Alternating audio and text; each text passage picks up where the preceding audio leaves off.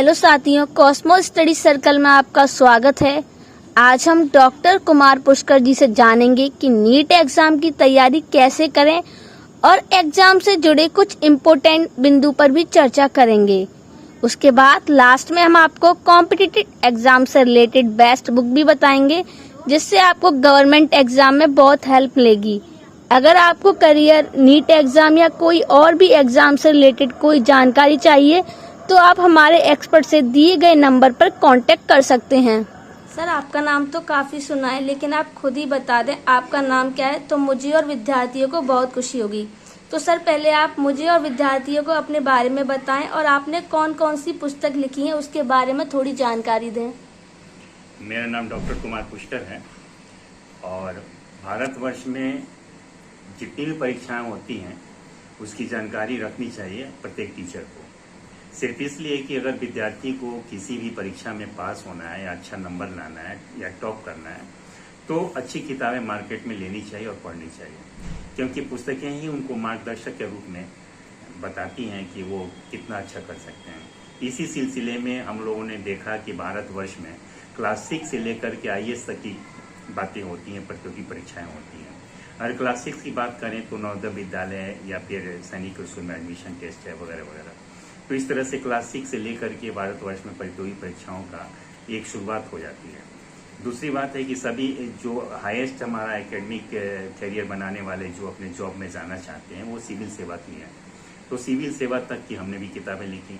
लेकिन मेरा विषय जो स्पेशल विषय है वो नीट के विद्यार्थियों के लिए रहा, या फिर CSIR UGC नीट की जो परीक्षाएं होती हैं उसमें लाइफ साइंस की किताबें मैंने लिखी हैं विभिन्न पब्लिकेशन की तरफ से, जैसे उपकार प्रकाशन भी है, सूरा बुक प्राइवेट लिमिटेड है, SRR पब्लिकेशन है और गोयल ब्रदर्स इत्यादि। ऐसी सारी किताबें हमने पब्लिशर के लिए लिखी है।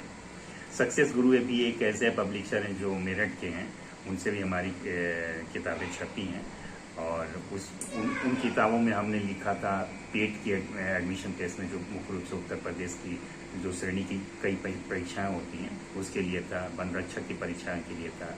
लेकिन मेरा मुख्य उद्देश्य है उन विद्यार्थियों के लिए जो मेडिकल एंट्रेंस दे करके MBBS में अपना नाम कमाना चाहते हैं, तो उसके लिए भी हमने किताब लिखी है और ये अपना चैनल जो शुरू किया है वो चैनल अपना काफ़ी सहायता कर रहा है उन लोगों को, और सहायता इसलिए कर रहा है कि दिए गए कम समय में अधिक से अधिक ज्ञान अर्जन करना, ये मेरा उद्देश्य है विद्यार्थियों के लिए। क्योंकि हमने अपना एक हाइपोथेसिस ही बनाया और वो हाइपोथेसिस है, शायद मैं आपसे शेयर करूं तो विद्यार्थियों को भी मिल जाए। The primary consideration of an architect is to provide maximum strength in minimum economic value, क्योंकि हमारे भारतवर्ष में बहुत से ऐसे माता पिता हैं जो आर्थिक दृष्टिकोण से कमजोर भी हैं। उनके लिए भी हमने शिक्षा की व्यवस्था की है ताकि उन्हें आगे बढ़ने में कोई व्यवधान न मिले।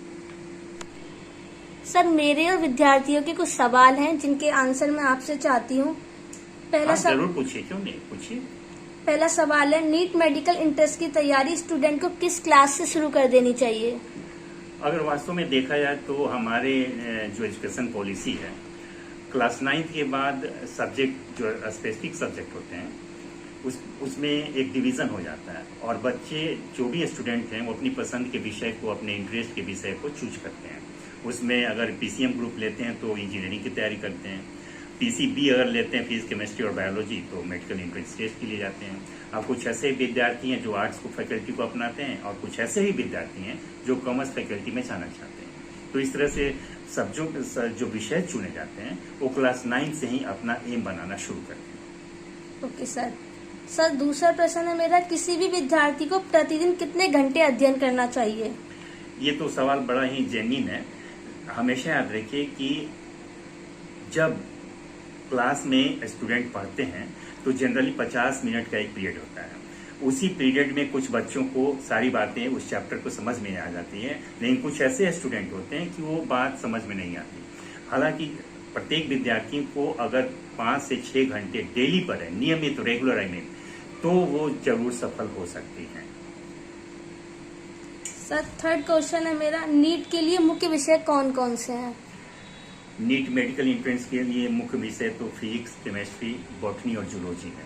बॉटनी और जूलॉजी को हम कंबाइन संयुक्त रूप से बायोलॉजी बोलते हैं। तो इसलिए मुख्य रूप से 3 विषय इसमें होते हैं। Okay sir. सर सबसे आसान तरीका किसी लेसन को याद करने का क्या हो सकता है?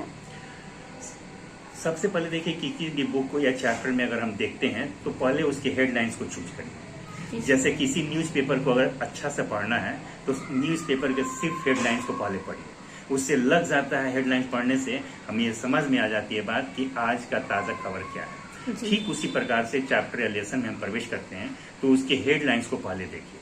हेडलाइंस को अपने कॉपी में नोट करिए और ये संबंधित बता देता है कुछ चैप्टर से हमारा ये हेडलाइंस है और हमें इसकी जानकारी होनी चाहिए। तो पहला जो है ऑब्जेक्टिव दिए होते हैं फर्स्ट पेज पे, तो उसके आप ऑब्जेक्टिव तैयार कर लीजिए, मतलब चैप्टर का उद्देश्य क्या है। दूसरा बात है कि आप समरी के रूप में, जो लास्ट पेज में समरी होता है ना, उसकी आप एक समरी रिपोर्ट बनाइए। समरी रिपोर्ट बनाने के बाद उसके डिफिकल्ट टर्म्स होते हैं, यानी कि टर्मिनोलॉजी को स्ट्रॉन्ग करिए। अगर आपकी टर्मिनोलॉजी स्ट्रॉन्ग हो जाती है तो आप उस चैप्टर को आसानी से समझ सकते हैं। जी सर। सर क्या इस परीक्षा में नेगेटिव मार्किंग होती है? अगर होती है तो क्या विद्यार्थियों को उस प्रश्न का उत्तर देना चाहिए जो उनको लगता है कि उत्तर ये भी हो सकता है? यस, इस तरह के विद्यार्थी जो सोचते हैं कि निगेटिव और पॉजिटिव मार्किंग क्या है, इसका मतलब है कि वो क्वेश्चन का उत्तर देने में समर्थ नहीं है। जी सर। तो उस तरह के प्रश्न को हमेशा छोड़ देना चाहिए जहां पर कोई कंफ्यूजन है। अगर माइनस मार्किंग है तो उनकी नंबर तो कट जाते हैं। तो इसलिए हमेशा सावधान रहें कि निगेटिव मार्किंग वाले प्रश्न को हमेशा छोड़ने की कोशिश करें। अगर सही उत्तर आए तभी उसका उत्तर देना चाहिए। Okay sir. सर आप तो बायोलॉजी के सक्सेसफुल टीचर हैं, तो बायो के एक चैप्टर को याद करने का आसान तरीका क्या हो सकता है? जैसा कि मैंने पहले ये बताया कि चैप्टर के उद्देश्य यानी कि ऑब्जेक्टिव्स को तैयार करिए, उसके बाद टर्मिनोलॉजी को चूज करिए। फॉर एग्जाम्पल अगर हमें कोई चैप्टर पढ़ना है, फॉर एग्जाम्पल एसेंट ऑफ सेप एक चैप्टर है इसमें, तो एसेंट ऑफ सेप में अगर चैप्टर हम पढ़ रहे हैं तो एसेंट ऑफ सेप उसकी टर्मिनोलॉजी को स्ट्रॉन्ग करिए। यानी कि ये बता रहा है कि पानी ऊपर कैसे चढ़े।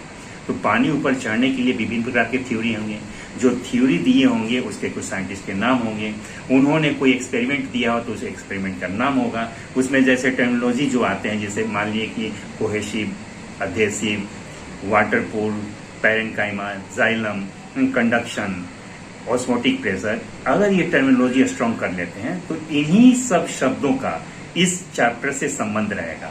अगर ये इनका डेफिनेशन या टर्मिनोलॉजी स्ट्रॉन्ग नहीं है तो चैप्टर को समझने में भी परेशानी होगी। इसलिए आसान तरीका सबसे अच्छा हुआ कि सबसे पहले उसकी टर्मिनोलॉजी को स्ट्रॉन्ग करिए। अगर कोई प्रोसेस या एक्सपेरिमेंट है तो उसे 3 या 4 बार जरूर रिवाइज करें अपने ब्लैक बोर्ड या किसी पेपर के माध्यम से। अगर चित्र साफ साफ बनाने आ जाता है, टर्मिनोलॉजी को डिफाइन करने में आपको दिलचस्पी जगने लगती है, तो आप आने वाले MCQs का आसानी से सॉल्यूशन दे सकते हैं।